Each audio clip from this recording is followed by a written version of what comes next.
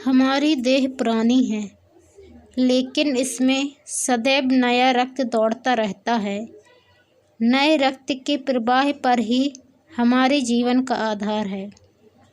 पृथ्वी की इस निरंतर व्यवस्था में यह नयापन उसके एक एक अणु में, एक एक कण में, तार में बसे हुए स्वरों की भांति गूंजता रहता है।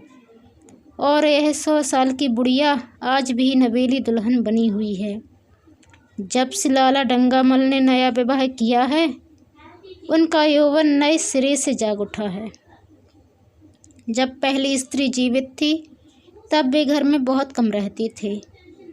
प्रातः से 10-11 बजे तक तो पूजा पाठ ही करते रहते थे। फिर भोजन करके दुकान चले जाते। वहाँ से 1 बजे रात लौटते और थके मांदे सो जाते। यदि लीला कभी कहती, जरा और सवेरे आ जाया करो, तो बिगड़ जाते और कहते, तुम्हारे लिए क्या दुकान छोड़ दूं या रोजगार बंद कर दूं। यह वह जमाना नहीं है कि एक लोटा जल चढ़ाकर लक्ष्मी प्रसन्न कर ली जाए। आज उनकी चौखट पर माथा रगड़ना पड़ता है, तब भी उनका मुँह सीधा नहीं होता। लीला बेचारी चुप हो जाती। अभी 6 महीने की बात है। लीला को ज्वर चढ़ा हुआ था। लाला जी दुकान जाने लगे। तब उसने डरते डरते कहा था, देखो मेरा जी अच्छा नहीं है, जरा सवेरे आ जाना। डंगामल ने पगड़ी उतारकर खूंटी पर लटका दी और बोले, अगर मेरे बैठे रहने से तुम्हारा जी अच्छा हो जाए तो मैं दुकान ना जाऊंगा। लीला हताश होकर बोली, मैं दुकान जाने को तो नहीं मना करती, केवल जरा सवेरे आने को कहती हूँ। तो क्या दुकान पर बैठा मौज किया करता हूँ? लीला इसका क्या जवाब देती? पति का यह स्नेहहीन व्यवहार उसके लिए कोई नई बात न थी। इधर कई साल से उसे इसका कठोर अनुभव हो रहा था कि उसकी इस घर में कद्र नहीं है। वह अक्सर इस समस्या पर विचार भी किया करती, पर वह अपना कोई अपराध न पाती। वह पति की सेवा अब पहले से कहीं ज़्यादा करती। उनके कार्यभार को हल्का करने की बराबर चेष्टा करती रहती, बराबर प्रसन्नचित्त रहती। कभी उनकी इच्छा के विरुद्ध कोई काम नहीं करती। अगर उसकी जवानी ढल चुकी थी तो इसमें उसका क्या अपराध था? किसकी जवानी सदैव स्थिर रहती है? अगर अब उसका स्वास्थ्य उतना अच्छा न था तो इसमें उसका क्या दोष? उसे बेकसूर क्यों दंड दिया जाता है? उचित तो यह था कि 25 साल का सहचर अब एक गहरी मानसिक और आत्मिक अनुरूपता का रूप धारण कर लेता, जो दोष को भी गुण बना लेता है, जो पके फल की तरह ज़्यादा रसीला, ज़्यादा मीठा, ज़्यादा सुंदर हो जाता है। लेकिन लाला जी का वाणिक हृदय हर एक पदार्थ को वाणिज्य की तराजू में तौलता था। बूढ़ी गाय जब ना दूध दे सकती है ना बच्चे, तब उसके लिए गौशाला ही सबसे अच्छी जगह है। उनके विचार में लीला के लिए इतना ही काफ़ी था कि घर की मालकिन बनी रहे, आराम से खाए और पड़ी रहे। उसे अख्तियार है, चाहे जितने जेवर बनवाए, चाहे जितना स्नान व पूजा करे, केवल उनसे दूर रहे। मानव प्रकृति की जटिलता का एक रहस्य यह था कि डंगामल जिस आनंद से लीला को वंचित रखना चाहते थे, जिसकी उसके लिए कोई ज़रूरत ही न समझते थे, खुद उसी के लिए सदैव प्रयत्न करते रहते थे। लीला 40 वर्ष की होकर बूढ़ी समझ ली गई थी, किंतु वे 43 के होकर अभी जवान ही थे, जवानी के उन्माद और उल्लास से भरे हुए। लीला से अब उन्हें एक तरह की आरुचि होती थी, और वह दुखिया जब अपनी त्रुटियों का अनुभव करके प्रकृति के निर्दय आघातों से बचने के लिए रंग व रोगन की आड़ लेती, तब लाला जी उसके बूढ़े नखरों से और भी घृणा करने लगते। वे कहते, वाह रितृष्णा, 7 लड़कों की तो माँ हो गई, बाल खिचड़ी हो गए, चेहरा धुले हुए फलालेन की तरह सिकुड़ गया, मगर आपको अभी महावर, सेंदूर, मेहंदी और उपटन की हवस बाकी ही है। औरतों का स्वभाव भी कितना विचित्र है। ना जाने क्यों बनाव श्रृंगार पर इतना जान देती हैं। पूछो अब तुम्हें और क्या चाहिए? क्यों नहीं मन को समझा लेती कि जवानी विदा हो गई और इन उपादानों से वह वापस नहीं बुलाई जा सकती। लेकिन वे खुद जवानी का स्वप्न देखते रहते थे। उनकी जवानी की तृष्णा अभी शांत न हुई थी। जाड़ों में रसों और पाकों का सेवन करते रहते थे। हफ्ते में 2 बार खिजाब लगाते और एक डॉक्टर से मंकी ग्लैंड के विषय में पत्र व्यवहार कर रहे थे। लीला ने उन्हें असमंजस में देखकर कातर स्वर में पूछा, कुछ बतला सकते हो? कै बजे आओगे? लाला जी ने शांत भाव से पूछा। तुम्हारा जी आज कैसा है? लीला क्या जवाब दे? अगर कहती है कि बहुत खराब है तो शायद भी महाशय वहीं बैठ जाएं और उसे जलीकट्टी सुनाकर अपने दिल का बुखार निकालें। अगर कहती है कि अच्छी हूँ तो शायद निश्चिंत होकर 2 बजे तक कहीं खबर ले। इस दुविधा में डरते डरते बोली, अब तो हल्की थी लेकिन अब कुछ भारी हो रही है। तुम जाओ, दुकान पर लोग तुम्हारी राह देखते होंगे। हाँ, ईश्वर के लिए 1-2 ना बजा देना। लड़के सो जाते हैं, मुझे जरा भी अच्छा नहीं लगता, जी घबराता है। सेठ जी ने अपने स्वर में स्नेह की चाशनी देकर कहा। 12 बजे तक आ जाऊंगा। लीला का मुख धूमिल हो गया। उसने कहा, 10 बजे तक नहीं आ सकते? 11:30 से पहले किसी तरह नहीं। नहीं, 10:30। अच्छा, 11 बजे। लाला वादा करके चले गए। लेकिन 10 बजे रात को एक मित्र ने मुजरा सुनने के लिए बुला भेजा। इस निमंत्रण को कैसे इनकार कर देते? जब एक आदमी आपको खातिर में बुलाता है तब यह कहाँ कि भलमसाहत है कि आप उसका निमंत्रण अस्वीकार कर दें। लाला जी मुजरा सुनने चले गए। 2 बजे लौटे। चुपके से आकर नौकर को जगाया और अपने कमरे में आकर लेट रहे। लीला उनकी राह देखती प्रतिक्षण विकल वेदना का अनुभव करती हुई ना जाने कब सो गई थी। अंत को इस बीमारी ने अभागिनी लीला की जान ही लेकर छोड़ा। लाला जी को उसके मरने का बड़ा दुख हुआ। मित्रों ने संवेदना के तार भेजे। एक दैनिक पत्र ने शोक प्रकट करते हुए लीला के मानसिक और धार्मिक सद्गुणों का खूब बढ़ाकर वर्णन किया। लाला जी ने इन सभी मित्रों को हार्दिक धन्यवाद दिया और लीला के नाम से बालिका विद्यालय में 5 वजीफे प्रदान किए तथा मृतक भोज तो जितने समारोह से किया गया वह नगर के इतिहास में बहुत दिनों तक याद रहेगा। लेकिन 1 महीना भी न गुजरने पाया था कि लाला जी के मित्रों ने चारा डालना शुरू कर दिया और उसका यह असर हुआ कि 6 महीने की विधुरता के तप के बाद उन्होंने दूसरा विवाह कर लिया। आखिर बेचारे क्या करती? जीवन में एक सहचरी की आवश्यकता तो थी ही और इस उम्र में तो एक तरह से वह अनिवार्य हो गई थी। जब से नई पत्नी आई लाला जी के जीवन में आश्चर्यजनक परिवर्तन हो गया। दुकान से अब उतना प्रेम नहीं था। लगातार हफ्तों न जाने में भी उनके कारोबार में कोई हर्ज नहीं होता था। जीवन के उपभोग की जो शक्ति दिन दिन क्षीण होती जाती थी अब वह छींटे पाकर सजीव हो गई थी। सूखा पेड़ हरा हो गया था। उसमें नई नई कोपलें फूटने लगी थीं। मोटर नई आ गई थी। कमरे नए फर्नीचर से सजा दिए गए थे। नौकरों की भी संख्या बढ़ गई थी। रेडियो आ पहुंचा था और प्रतिदिन नए नए उपहार आते रहते थे। लाला जी की बूढ़ी जवानी जवानों की जवानी से भी प्रखर हो गई थी। उसी तरह जैसे बिजली का प्रकाश चंद्रमा के प्रकाश से ज़्यादा स्वच्छ और मनोरंजक होता है। लाला जी को उनके मित्र इस रूपांतर पर बधाइयाँ देते।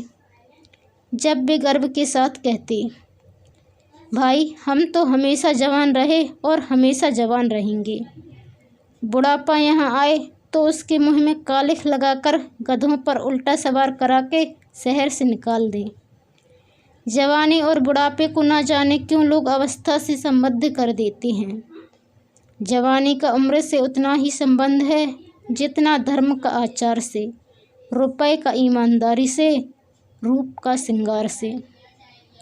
आजकल के जवानों को आप जवान कहते हैं, उनकी 1000 जवानियों को अपने 1 घंटे से भी ना बदलूंगा। मालूम होता है उनकी ज़िंदगी में कोई उत्साह ही नहीं, कोई शौक़ नहीं। जीवन क्या है? गले में पड़ा हुआ एक ढोल है। यही शब्द घटा बढ़ाकर वे आशा के हृदय पटल पर अंकित करते रहे थे। उससे बराबर सिनेमा, थिएटर और दरिया की सैर के लिए आग्रह करते रहते। लेकिन आशा को ना जाने क्यों इन सब बातों में जरा भी रुचि न थी।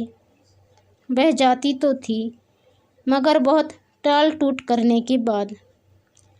एक दिन लाला जी ने आकर कहा, चलो आज बजरे पर दरिया की सैर करें। वर्षा के दिन थे, दरिया चढ़ा हुआ था। मेघमालाएं अंतर्राष्ट्रीय सेनाओं की भांति रंग बिरंगी वर्दियां पहने आकाश में कवायद कर रही थीं। सड़क पर लोग मलार और बारहमासा गाते चलते थे। बागों में झूले पड़ गए थे। आशा ने बेदिली से कहा, मेरा जी तो नहीं चाहता। लाला जी ने मृदु प्रेरणा के साथ कहा, तुम्हारा मन कैसा है जो आमोद प्रमोद की ओर आकर्षित नहीं होता? चलो जरा दरिया की सैर देखो। सच कहता हूँ, बजरे पर बड़ी बहार रहेगी। आप जाएं, मुझे और कई काम करने हैं। काम करने को आदमी है, तुम क्यों काम करोगी? महाराज अच्छे सालन नहीं पकाता। आप खाने बैठेंगे तो यूं ही उठ जाएंगे। आशा अपने अवकाश का बड़ा भाग लाला जी के लिए तरह तरह का भोजन पकाने में ही लगाती थी। उसने किसी से सुन रखा था कि एक विशेष अवस्था के बाद पुरुष के जीवन का सबसे बड़ा सुख रसना का स्वाद ही रह जाता है। लाला जी की आत्मा खिल उठी। उन्होंने सोचा कि आशा को उनसे कितना प्रेम है कि वह दरिया की सैर को उनकी सेवा के लिए छोड़ रही है। एक लीला थी कि मान न मान चलने को तैयार रहती थी। पीछा छुड़ाना पड़ता था। खामखा सिर पर सवार हो जाती थी और सारा मज़ा किरकिरा कर देती थी। स्नेह भरे उलाहने से बोले, तुम्हारा मन भी विचित्र है। अगर एक दिन सालन फीका ही रहा, ऐसा क्या तूफान आ जाएगा? तुम तो मुझे बिल्कुल निकम्मा बनाए देती हो। अगर तुम ना चलोगी तो मैं भी ना जाऊंगा। आशा ने जैसे गले से फंदा छुड़ाते हुए कहा, आप भी तो मुझे इधर उधर घुमा घुमा कर रोज़ मेरा मिजाज बिगाड़ देते हैं। यह आदत पड़ जाएगी तो घर का धंधा कौन करेगा? मुझे घर के धंधों की रत्ती भर भी परवाह नहीं, वाल की नोक बराबर भी नहीं। मैं चाहता हूँ कि तुम्हारा मिजाज बिगड़े और तुम गृहस्थी की चक्की से दूर रहो। और तुम मुझे बार बार आप क्यों कहती हो? मैं चाहता हूँ तुम मुझे तुम कहो। तुम कहो, गालियाँ दो, धौल जमाओ। तुम तो मुझे आप कह के जैसे देवता के सिंहासन पर बैठा देती हो। मैं अपने घर में देवता नहीं, चंचल बालक बनना चाहता हूँ। आशा ने मुस्कुराने की चेष्टा करके कहा, भला मैं आपको तुम कहूँगी? तुम बराबर वालों को कहा जाता है कि बड़ों को। मुनीम ने 1 लाख के घाटे की खबर सुनाई होती तो भी शायद लाला जी को इतना दुख न होता जितना आशा के इन कठोर शब्दों से हुआ। उनका सारा उत्साह, सारा उल्लास जैसे ठंडा पड़ गया। सिर पर बांकी रखी हुई फूलदार टोपी, गले में पड़ी हुई जोगियों रंग की चुनी हुई रेशमी चादर, वह तंजेब का बेलदार कुर्ता जिसमें सोने के बटन लगे हुए थे, वह सारा ठाठ कैसे उन्हें हास्यजनक जान पड़ने लगा, जैसे वह सारा नशा किसी मंत्र से उतर गया हो। निराश होकर बोले, तो तुम्हें चलना है या नहीं? मेरा जी नहीं चाहता। तो मैं भी ना जाऊं? मैं आपको कब मना करती हूँ। फिर आप कहाँ? आशा ने जैसे भीतर से जोर लगाकर कहा। तुम और उसका मुखमंडल लज्जा से आरक्त हो गया। हाँ, इसी तरह तुम कहा करो। तो तुम नहीं चल रही हो? अगर मैं कहूँ तुम्हें चलना पड़ेगा, तब चलूँगी। आपकी आज्ञा मानना मेरा धर्म है। लालाजी आज्ञा न दे सके। आज्ञा और धर्म जैसे शब्द उनके कानों में चुभने से लगे। खिसियाए हुए बाहर को चल पड़े। उस वक्त आशा को उन पर दया आ गई। बोली, तो कब तक लौटोगे? मैं नहीं जा रहा हूँ। अच्छा, तो मैं भी चलती हूँ। जैसे कोई जिद्दी लड़का रोने के बाद अपनी इच्छित वस्तु पाकर उसे पैरों से ठुकरा देता है, उसी तरह लालाजी ने मुँह बनाकर कहा, तुम्हारा जी नहीं करता तो ना चलो। मैं आग्रह नहीं करता। आप नहीं, तुम बुरा मान जाओगे।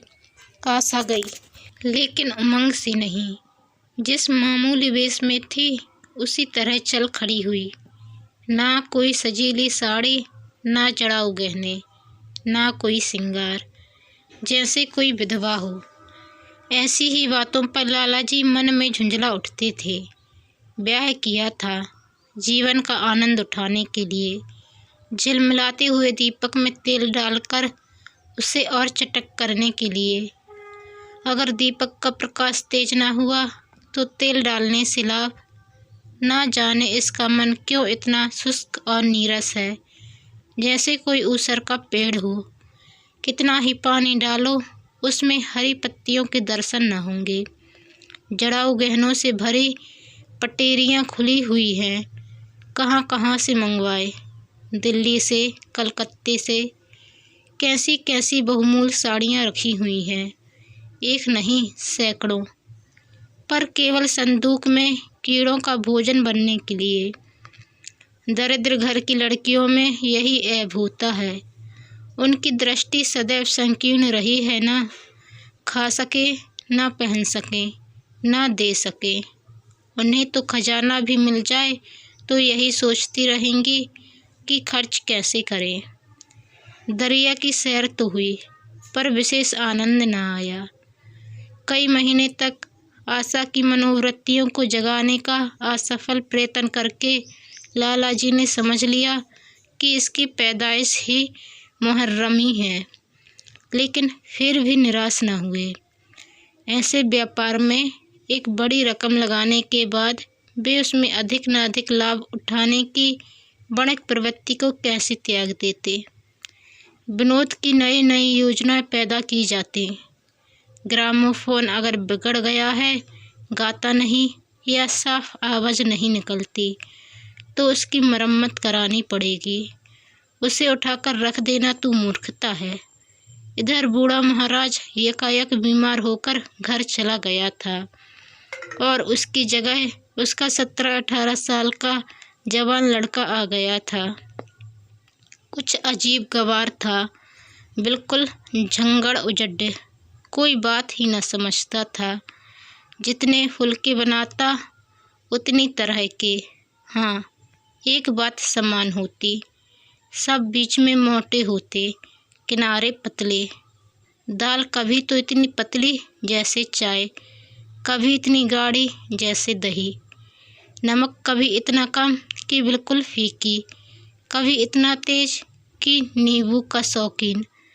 आशा मुँह हाथ धोकर चौके में पहुंच जाती और इस डपोर संख को भोजन पकाना सिखाती। एक दिन उसने कहा, तुम कितने नालायक आदमी हो जुगल। आखिर इतनी उम्र तक तुम घास खोदते रहे या भाड़ झोंकते रहे कि फुलके तक नहीं बना सकते। जुगल आंखों में आंसू भरकर कहता, बहू जी, अभी मेरी उम्र ही क्या है, 17 ही तो पूरा हुआ हूँ। आशा को उसकी बात पर हंसी आ गई। उसने कहा, तो रोटियां पकाना क्या 10-5 साल में आता है? आप 1 महीना सिखा दें बहू जी, फिर देखिए मैं आपको कैसे फुलके खिलाता हूँ कि जी खुश हो जाए। जिस दिन मुझे फुलके बनाने आ जाएंगे मैं आपसे कोई इनाम लूँगा। सालन तो अब मैं कुछ अच्छा बनाने लगा हूँ। क्यों? आशा ने हौसला बढ़ाने वाली मुस्कुराहट के साथ कहा। सालन नहीं, वो बनाना आता है।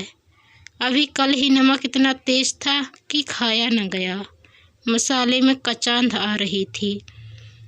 मैं जब सालन बना रहा था तब आप यहाँ कब थी?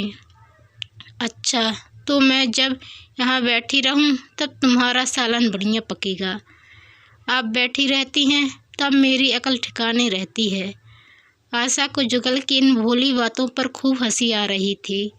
हंसी को रोकना चाहती थी पर वह इस तरह निकली पड़ती थी जैसे भरी बोतल उड़ेल दी गई हो। और मैं नहीं रहती तब तो आपके कमरे के द्वार पर जा बैठता हूँ। वहाँ बैठकर अपनी तकदीर को रोता हूँ। आशा ने हंसी को रोककर पूछा, क्यों रोते क्यों हूँ? यह ना पूछिए बहू जी, आप इन बातों को नहीं समझेंगी। आशा ने उसके मुंह की ओर प्रश्न की आंखों से देखा। उसका आशा कुछ तो समझ गई पर ना समझने का बहाना किया। तुम्हारे दादा आ जाएंगे तब तुम चले जाओगे? और क्या करूँगा बहू जी, यहाँ कोई काम दिलवा दीजिएगा तो पड़ा रहूँगा। मुझे मोटर चलाना सिखवा दीजिए, आपको खूब सैर कराया करूँगा। नहीं नहीं बहू जी, आप हट जाइए, मैं पतीली उतार लूँगा। ऐसी अच्छी साड़ी है आपकी, कहीं कोई दाग पड़ जाए तो क्या हो। आशा पतीली उतार रही थी। जुगल ने उसके हाथ से संसड़ी लेनी चाहिए। दूर हटो, फूहड़ तो तुम हो ही, कहीं पतीली पाँव पर गिरा ली तो महीनों झींकोगे। जुगल के मुख पर उदासी छा गई। आशा ने मुस्कुराकर पूछा, क्यों मुँह क्यों लटक गया सरकार का?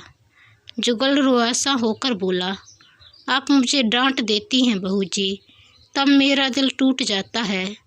सरकार कितना ही घुड़के, मुझे बिल्कुल ही दुख नहीं होता। आपकी नज़र कड़ी देखकर मेरा खून सर्द हो जाता है। आशा ने दिलासा दिया। मैंने तुम्हें डांटा तो नहीं, केवल यही तो कहा कि कहीं पतीली तुम्हारे पाँव पर गिर पड़े तो क्या हो। हाथ ही तो आपका भी है, कहीं आपके ही हाथ से छूट पड़े तो। लाला डंगामल ने रसोई घर के द्वार पर आकर कहा, आशा जरा यहाँ आना। देखो तुम्हारे लिए कितने सुंदर गमले लाया हूँ, तुम्हारे कमरे के सामने रखे जाएंगे। तुम यहाँ धुएं धाकड़ में क्यों हलाकान होती हो? इस लड़के से कह दो कि जल्दी महाराज को बुलाए, नहीं तो मैं कोई दूसरा आदमी रख लूँगा। महाराजों की कमी नहीं है, आखिर कब तक कोई रियायत करे। गधों को जरा भी तमीज नहीं आई। सुनता है जुगल, लिख दे आज अपने बाप को।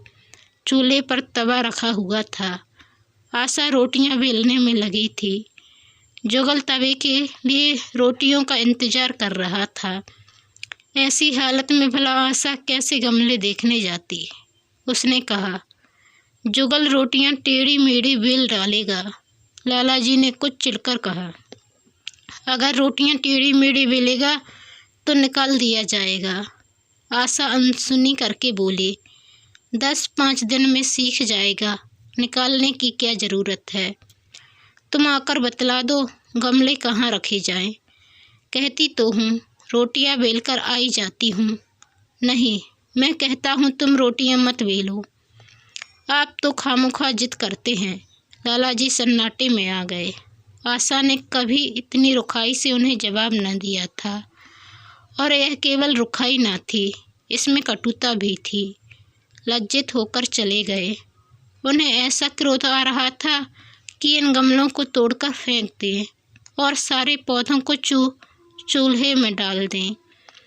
जुगल ने सहमे हुए स्वर में कहा, आप चली जाएं बहू जी, सरकार बिगड़ जाएंगे। बको मत, जल्दी जल्दी फुलके सेंको, नहीं तो निकाल दिए जाओगे। और आज मुझसे रुपए लेकर अपने लिए कपड़े बनवा लो। भिखमंगों की सी सूरत बनाए घूमते हो। और बाल क्यों इतने बड़ा रखे हैं? तुम्हें नाई भी नहीं जुड़ता? जुगल ने दूर की बात सोची। बोला, कपड़े बनवा लूँ तो दादा को हिसाब क्या दूंगा? अरे पागल, मैं हिसाब में नहीं देने कहती, मुझसे ले जाना। जुगल काहिलपन की हंसी हंसा। आप बनवाएंगे तो अच्छे कपड़े लूँगा। खद्दर के मलमल का कुर्ता, खद्दर की धोती, रेशमी चादर, अच्छा सा चप्पल। आशा ने मीठी मुस्कान से कहा, और अगर अपने दाम से बनवाने पड़े तब कपड़े ही क्यों बनवाऊंगा? बड़े चालाक हो तुम।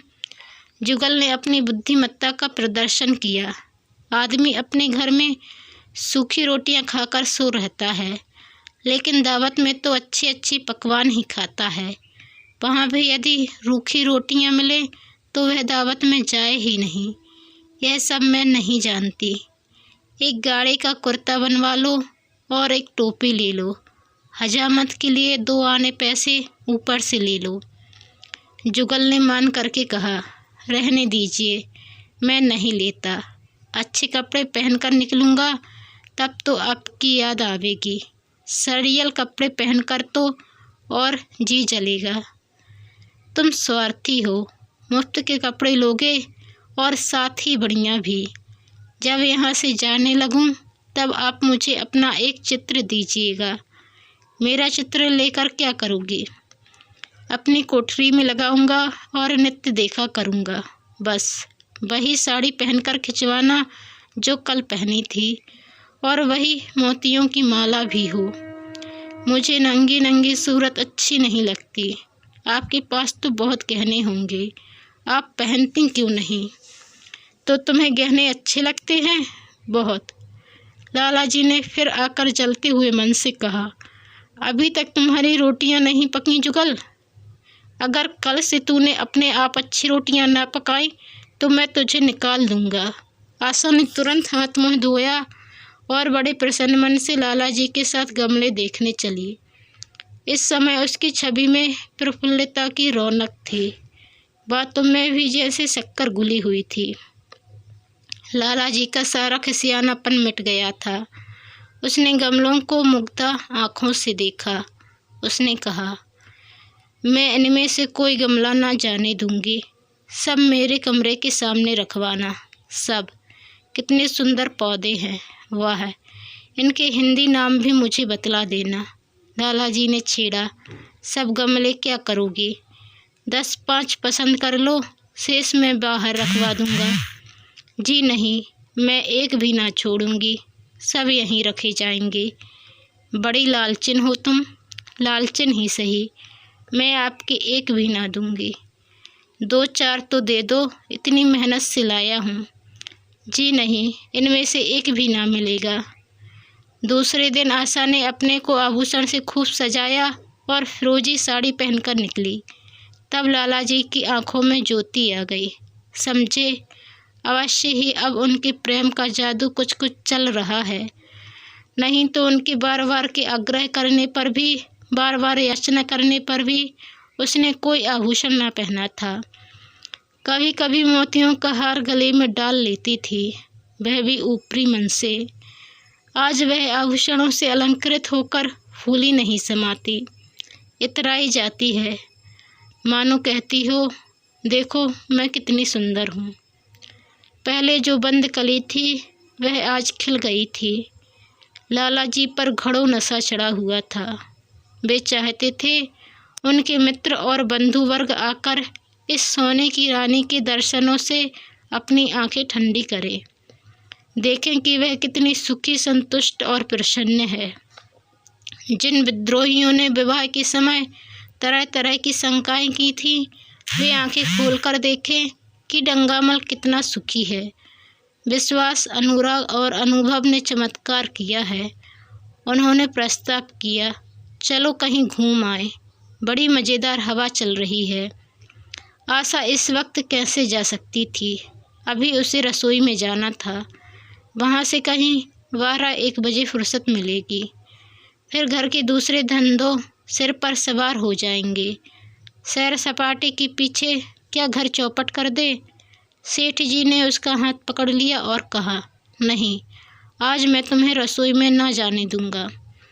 महाराज के किए कुछ न होगा तो आज उसकी सहमत भी आ जाएगी। आशा के मुख पर से वह प्रफुल्लता जाती रही। मन भी उदास हो गया। वह सोफा पर लेटकर बोली, आज न जाने क्यों कलेजे में मीठा मीठा दर्द हो रहा है। ऐसा दर्द कभी नहीं होता था। सेठ जी घबरा उठे। यह दर्द कब से हो रहा है? हो तो रहा है रात से ही, लेकिन अभी कुछ कम हो गया था, अब फिर होने लगा है। रह रह कर जैसे चुभन हो जाती है। सेठ जी एक बात सोचकर दिल ही दिल में फूल उठे। अब वे गोलियां रंग ला रही हैं। राजवैद्य जी ने कहा भी था कि जरा सोच समझकर इनका सेवन कीजिएगा। क्यों ना हो, खानदानी वैद्य है। इनके बाप बनारस के महाराज के चिकित्सक थे। पुराने और परीक्षित नुस्खे हैं इनके पास। उन्होंने कहा, तो रात से ही यह दर्द हो रहा है? तुमने मुझसे कहा नहीं तो वैद्य जी से कोई दवा मंगवाता। मैंने समझा था आप अच्छा हो जाएगा, मगर अब बढ़ रहा है। कहाँ दर्द हो रहा है, जरा देखूं, कुछ सूजन तो नहीं है? सेठ जी ने आशा के आंचल की तरफ हाथ बढ़ाया। आशा ने शर्माकर सिर झुका लिया। उसने कहा, यह तुम्हारी शरारत मुझे अच्छी नहीं लगती। मैं अपनी जान से मरती हूँ। तुम्हें हंसी सूझती है? जाकर कोई दवा ला दो। सेठ जी अपने पुरुषतत्व का यह डिप्लोमा पाकर उससे कहीं ज़्यादा प्रसन्न हुए, जितना राय बहादुरी पाकर होते। इस विजय का डंका पीटे बिना उन्हें कैसे चैन आ सकता था। जो लोग उनके विवाह के विषय में द्वेषमय टिप्पणियाँ कर रहे थे, उन्हें नीचा दिखाने का कितना अच्छा अवसर हाथ आया है, और इतनी जल्दी। पहले पंडित भोलानाथ के पास गए और भाग ठोक कर बोले, भाई, मैं तो बड़ी विपत्ति में फंस गया। कल से उनके कलेजे में दर्द हो रहा है। कुछ बुद्धि काम नहीं करती। कहती है ऐसा दर्द पहले कभी नहीं हुआ था। भोलानाथ ने कुछ बहुत हमदर्दी ना दिखाई। सेठ जी यहाँ से उठकर अपने दूसरे मित्र लाला फागमल के पास पहुँचे और उनसे भी लगभग इन्हीं शब्दों में यह शोक संवाद कहा। फागमल बड़ा सुहदा था। मुस्कुराकर बोला, मुझे तो आपकी शरारत मालूम होती है। सेठ जी की बाँचें खिल गईं। उन्होंने कहा, मैं अपना दुख सुना रहा हूँ और तुम्हें दिल लगी सूझती है। जरा भी आत्मीयत तुम में नहीं है। मैं दिल लगी नहीं कर रहा हूँ। इसमें दिल लगी की क्या बात है? वे हैं कमसिन कोमलांगी, आप ठहरे पुराने लठैत, दंगल के पहलवान। बस अगर यह बात न निकले तो मूछें मुड़वा लूँ। सेठ की आंखें जगमगा उठी। मन में यौवन की भावना प्रबल हो उठी और उसके साथ ही मुख पर भी यौवन की झलक आ गई। छाती जैसे कुछ फैल गई। चलते समय उनके पग कुछ अधिक मजबूती से ज़मीन पर पड़ने लगे और सिर की टोपी भी ना जाने कैसे बाँकी हो गई। आकृति से बागपन की सन बरसने लगी।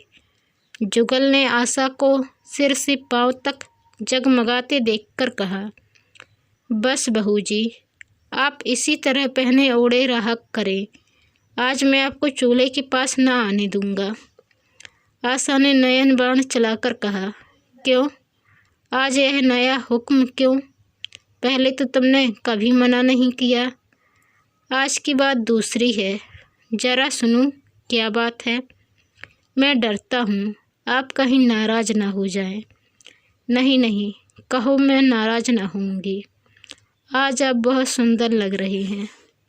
लाला डंगामल ने असंख्य बार आशा के रूप और यौवन की प्रशंसा की थी, मगर उनकी प्रशंसा में उसे बनावट की गंध आती थी।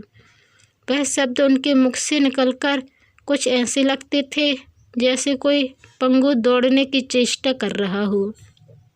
जुगल के इन सीधे शब्दों में एक उन्माद था, नशा था, एक चोट थी। आशा की सारी देह प्रकंपित हो गई। तुम मुझे नज़र लगा दोगे जुगल? इस तरह क्यों घूरते हो? जब यहाँ से चला जाऊँगा तब आपकी बहुत याद आएगी। रसोई पकाकर तुम सारे दिन क्या किया करते हो? दिखाई नहीं देते? सरकार रहते हैं इसलिए नहीं आता। फिर अब तो मुझे जवाब मिल रहा है।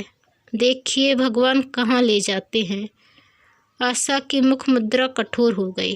उसने कहा, कौन तुम्हें जवाब देता है? सरकार ही तो कहते हैं तुझे निकाल दूंगा। अपना काम किए जाओ, कोई नहीं निकालेगा। अब तो तुम फुलके भी अच्छे बनाने लगे। सरकार हैं बड़ी गुस्सेवर। 2-4 दिन में उनका मिजाज ठीक किए देती हूँ। आपके साथ चलते हैं तो आपके बाप से लगते हैं। तुम बड़े मुहफ़्फ़ट हो। खबरदार, जवान संभाल कर बातें किया करो। किंतु अप्रसन्नता का यह झीना आवरण उनके मनोरहस्य को न छिपा सका। वह प्रकाश की भांति उसके अंदर से निकल पड़ता था। जुगल ने फिर उसी निर्भीकता से कहा, मेरा मुँह कोई बंद कर ले, यहाँ यूँ सभी यही कहते हैं। मेरा ब्याह कोई 50 साल की बुढ़िया से कर दे तो मैं घर छोड़कर भाग जाऊँ, या तो खुद जहर खा लूँ या उसे जहर देकर मार डालूँ। फांसी ही तो होगी। आशा उस कृत्रिम क्रोध को कायम न रख सकी। जुगल ने उसकी हृदय वीणा के तारों पर मिजराब की ऐसी चोट मारी थी कि उसके बहुत जब्त करने पर भी मन की व्यथा बाहर निकल आई। उसने कहा, भाग्य भी तो कोई वस्तु है। ऐसा भाग्य जाए भाड़ में। तुम्हारा ब्याह किसी बुढ़िया से ही करूँगी, देख लेना। तो मैं भी जहर खा लूँगा, देख लीजिएगा। क्यों? बुढ़िया तुम्हें जवान स्त्री से ज़्यादा प्यार करेगी, ज़्यादा सेवा करेगी, तुम्हें सीधे रास्ते पर रखेगी। यह सब माँ का काम है। बीवी जिस काम के लिए है उसी काम के लिए है। आखिर बीवी किस काम के लिए है? मोटर की आवाज़ आई। ना जाने कैसे आशा के सिर का आंचल खिसक कंधों पर आ गया। उसने जल्दी से आंचल खींचकर सिर पर कर लिया और यह कहती हुई अपने कमरे की ओर लपकी कि लाला भोजन करके चले जाएं, तब आना। दोस्तों, यदि आप चैनल पर नए आए हैं तो प्लीज़ चैनल को सब्सक्राइब कर लें और वीडियो को लाइक व शेयर करना ना भूलें। धन्यवाद।